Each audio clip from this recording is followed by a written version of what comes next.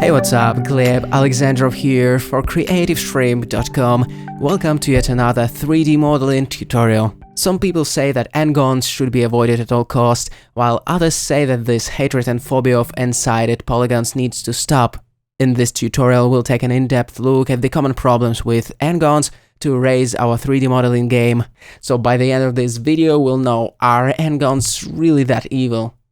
But first things first, an n-gon is simply a face with more than 4 edges. This, in fact, is a shape with 5 edges. A cap of this cylinder is an n-gon too, and it has 32 edges. This shape is an n-gon as well. In fact, it's a polygon with 171 edges. There are modeling methods like Boolean operations, or software like computer-aided design, or CAD, that tend to output n-gons in large numbers. For example, here we see the after Boolean mesh, and these polygons shown in blue are n-sided polygons or n-gons. N-gons seem to have a bad reputation among 3D modelers. Well, that is a divisive topic, and people feel strongly about the issue, some for it and some against it. Some people say that it's better to avoid n-gons altogether, while others say that hatred and phobia of n-gons needs to stop. In my opinion, there's definitely a certain bias towards the no n-gons modeling strategy. So let's take a look at what is considered to be the disadvantages of using n-gons in 3D modeling, then try to defend the opposite point of view. First, we go into outline the common problems such as rendering issues, limited use of subdivision surfaces, awful looking wireframe and so on very briefly, then play the devil's advocate and take a much deeper look. N-gons are associated with degraded surfaces that are supposed to be flat, but the shading or the curvature suggests that they aren't, and it looks strange. If all vertices of an n-gon don't lie in the same plane, it can look really weird because it isn't clear how to display a shape before it gets passed to render engine. For example, if we will be moving just one vertex around, the triangulation of the entire shape will keep changing. We'll talk about triangulation and what it does to the mesh a bit later on, so keep watching. N-gons can be the cause of shading issues that ruin otherwise great Boolean operations for aspiring 3D modelers. It's not easy to get over the initial frustration of seeing an after Boolean mesh. Why does it look so strange? What's wrong with it? It must be n-gons. In addition to that, shading issues associated with n-gons tarnish the Boolean operations-based workflow, and we become suspicious of the entire workflow for that matter. N-gons are claimed to not only look glitchy, but also result in all sorts of mesh editing problems. They disrupt the edge flow of your model and make standard modeling operations like extrusion and so on less effective because we can't use subdivision surfaces. Unlike quads or triangles, n-gons subdivide poorly in many cases, so it's a potential showstopper for workflows that need subdivision surfaces for whatever purposes, automotive design for example. Chaotic looking topology is another reason why n-gons are frowned upon, especially if we talk about triangulated version, which we can see by the way by enabling that triangulate modifier. We'll talk about this in more detail later on. N-gons often lead to animation, or more precisely, deformation problems.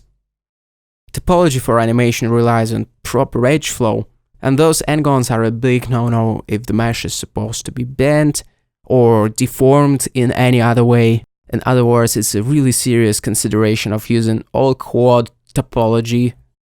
Ultimately, n-gons behave in an unpredictable way when the mesh is imported or exported to game engines or to other modeling and sculpting applications, because some applications do not handle n-gons well, and there are always no guarantees about how exactly n-gons will be interpreted, because there are no standards.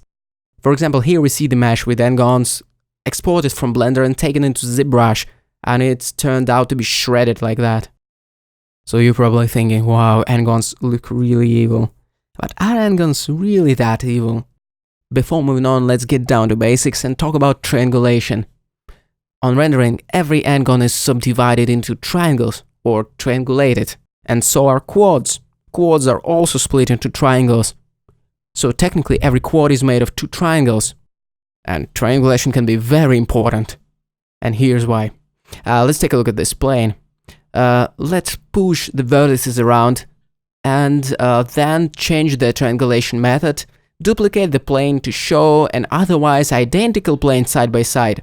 So here I used the fixed method as a method of triangulating the quads, and for the duplicated mesh I used a different method of triangulation. And as you can see, depending on how the planes are triangulated, causes quite different profiles. Mind blown. Just let it sink in. So in rendering, every n-gon gets split into triangles, but how exactly? For example, there are 5 possibilities to split a pentagon into triangles, and it gets even more complicated in case of higher ordered n-gons. So n-gon is always an implicit surface, and different types of triangulation produce different looking results, some better than others. That's a crucial thing to understand, because what we perceive as an immanent problem of n-gons, for example bad shading, can partly be attributed to non-optimal triangulation, among other things. Now let's go ahead and take a closer look at the disadvantages of using n-gons. So what do we actually mean when we say a non-optimal triangulation, and what is an optimal triangulation then? In Blender we have 2 methods of triangulation. The first one is Gleb. It's used by default, is the fastest one, and as you can see, it often produces a pretty weird result. The second method is called Beauty, and it arranges the new triangles evenly, while Gleb splits the polygons with so-called ear-clipping algorithm that generally performs a little bit faster, but produces a noticeably worse set of triangles. So just by changing the triangulation method, we can get a more optimal triangulation, and as a result, much better shading. The next rendering/shading issue is related to non-planar surfaces. If a surface should be perfectly flat by design, let's just make sure it is flat. For example, by using the flatten command, or by scaling the problematic n-gon on the local y-axis in this particular case and giving it a scale factor of 0, that effectively makes it flat. And by the way, perfectly flat surfaces with sharp hard surface connections are an ideal case for using n-gons, as they always shade in a proper way. Curved surfaces is a different story, we will talk about it shortly. But what about the smooth shading errors in relation to n-gons? For example, if we add the Bevel modifier here, the smooth shading algorithm will go haywire. It becomes clear what's going on under the hood if we enable triangulation. So we have a set of long, thin triangles that mess with the shading and with normals. And probably the easiest solution in this case would be to harden normals in the Bevel modifier, but a more general method of resolving such errors in relation to n-gons would be controlling smooth shading by marking edges sharp. Doing it means telling 3D modeling application to stop trying to smooth out the connection between 2 surfaces based on their normals. Taking control of smoothing or marking edges sharp manually, or paying attention to auto-smooth angle turns out to be very liberating in terms of what modeling styles can be used. Together with Bevel modifier, it opens up the entire domain of Boolean operations, because now we can sharpen some edges and still get a gradual transition from one surface to the other with the help of the Bevel modifier. Like for example, can be seen here. Despite some obvious flaws in geometry that can be easily fixed, Bevel modifier gives us a nice all quads bevel around our n-gons, and this workaround unleashes enormous creative potential. It turns out that n-gons are not that big of a deal if all the right boxes can be ticked. Beveled edges, no smoothing artifacts, and so on.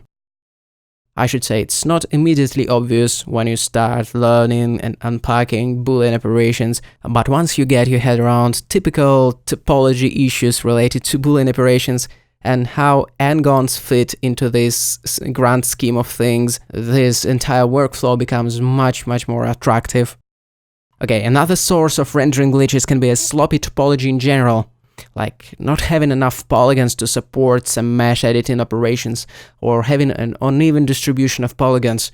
Yes, for example, this model has n-gons, and no, the reason for incorrect shading is not having enough geometry to work with in first place.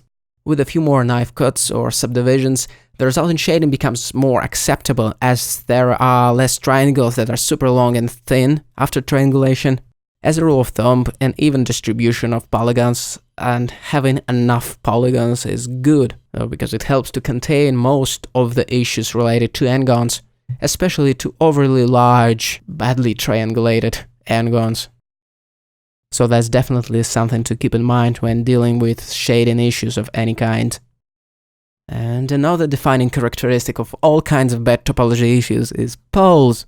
So what these poles have to do with n-gons? To explain that, let's revisit topology basics once again.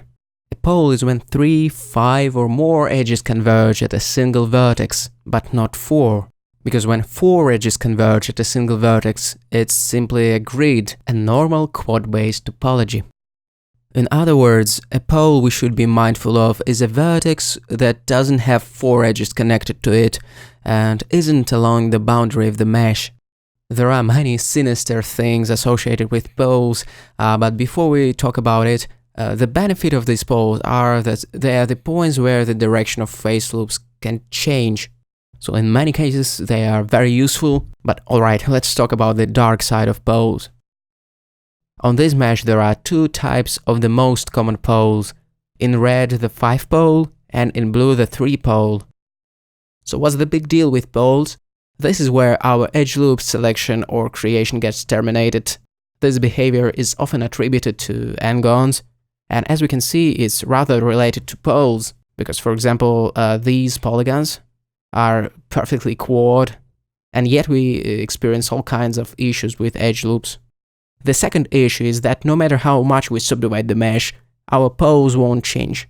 Let's quickly set up the example. I'm gonna add the subdivision surface modifier, crank up the number of view subdivisions, and here they are. We can see 2 poles causing weird pinching to the geometry no matter how much we subdivide it. And these areas can shade not as smoothly and predictably as a uniformly grid-like mesh with no poles. Like this mesh should be perfectly smooth, but because of the underlying topology with poles, we get this weird artifact striking across the mesh. The other case in which we may want to work with quadrilaterals or quads is displacement. So as we've already noticed, poles lead to pinching and other problems with geometry, and displacement is one of these cases where it's very hard to hide these artifacts. The left mesh is composed of quads that are arranged in a uniform manner, say like a grid, while the right mesh has this weird pole over here. And after we displace the mesh, it just manifests itself. So probably one of the reasons why n-gons and triangles get so much criticism is because that's where we are guaranteeing the creation of a pole, and therefore issues of shading under certain deformation, and where the selection of an edge loop or creation of an edge loop will terminate. It's like a chain reaction of weird stuff. So if like in Scooby-Doo we were to unmask the real villain, we would finally locate and unmask the n-gon and find a 305 pole or more underneath, complaining they would have ruined the shading on our mesh and would have gotten away with it too. Okay, this can be a tricky subject because most poles are created usually to turn the flow of faces and help reduce unnecessary edges in places they aren't contributing largely to the silhouette, so it's not all bad to have those poles in, of course. What I want to say is that there are disadvantages to them if you intend to then rely on subdivision modifier to flawlessly smooth them out. Yeah. The next potential reason of not using n-gons is broken subdivision surfaces. Because subdivision algorithms like Catmull-Clark used in Blender, 3ds Max, ZBrush, and other 3D modeling apps require strict rules for mesh topology, that means having good edge flow and mostly quads and having no poles, and Ngons doesn't work well with subdivision. I would say mainly because of poles that lead to pinching and other modeling issues from hell. That's a shame because subdivision surfaces are great for approximating curved meshes, so not being able to use them from start to end makes it a lot harder to model smooth flowing surfaces. In practice that means that after we start carving Boolean shapes and all that stuff, the only way to re-establish good edge flow would be retopology. I think it's a decent trade-off for using Boolean operations, which are amazing for mechanical design though. So for example, after applying all Boolean operations, we can select all faces with more than 4 vertices, and that means we will select all n-gons. So as we see, no chance this mesh will subdivide in a proper way, because pretty much all areas where the Boolean operations took place are full of n-gons. So to get to the stage where the geometry can be deformed in a nice way, redrawing topology would be required, I would say. On the other hand, some shapes are easier modeled without subdivision and without all quads for that matter. The curved or beveled edges that we lose by waving the subsurf modifier can be recreated with the bevel modifier instead. It works perfectly fine with Ngons and helps us to achieve these sexy bevels with proper smooth shading. As a quick example, I've set up this Boolean operations based mesh over there, and because we introduced some n-gons into the mesh, we can no longer use subdivision surface modifier. But what we can do instead is just substitute it with the bevel modifier. What I'm gonna do is just limit the method by angle, increase the number of segments and the width. The all quads bevel will help us to achieve the correct shading, and we should be good to go. In that sense, n-gons are much more appropriate for hard surface modeling rather than automotive, organic, or god forbid, character modeling. Conversely, quadrilaterals could be better suited for character modeling and so on. Of course, that's a little bit of an oversimplification, but it describes the situation pretty well, I guess. The next argument against n-gons is that the wireframe ends up looking ugly. That's definitely arguable. In fact, in many cases, n-gons make for more elegant wireframe, especially if we don't show a triangulated version. By collapsing the edges that don't follow the contours of the surface, we make it more, not less, readable in my opinion. Of course, the same principle can be applied to quad-based geometry. In Blender, we have the wireframe slider, and if we move it all the way to the left, the redundant polygons that don't contribute to the overall shape of the mesh will be hidden. In addition to that, one notable advantage of using n-gons is having less polygons overall. As a rule of thumb, Boolean meshes and other kinds of meshes with n-gons require less polygons to describe the surface area than the meshes originated from, for example, subdivision surfaces. That may or may not be a big of a deal, it all depends on what kind of model I'm working on, but in some cases it can make a difference. This robot, for example, is not shy of n-gons, and it is just below 4 million triangles, which is pretty cool for this amount of bells and whistles. The next potential showstopper for using n-gons in your mesh is deformation. It could be a pretty serious disadvantage indeed. N-gons are better be left static, and if you know that the model is going to be deformed, a clean topology is must-have. Although with enough geometry and more or less uniform polygonal density, meshes with n-gons can bend reasonably well. So as a quick demo, this mesh is going to survive some deformation, so I'm giving it a little bit of subdivision before the Boolean modifiers are applied. So hopefully all the n-gons should be pretty much contained by now. This means that no serious triangulation issues will happen. Fingers crossed. Again, following good modeling practices like having enough polygons is always helpful, no matter whether it's 4-sided polygons or n-sided polygons. And as we've said before, adding a quad bevel around the sharp edges won't hurt as well. And finally, we have the interoperability issue to talk about. If a model has n-gons, sadly there are no guarantees that these n-gons will be interpreted as expected, because oftentimes 3D applications make arbitrary decisions on how n-gons should be triangulated.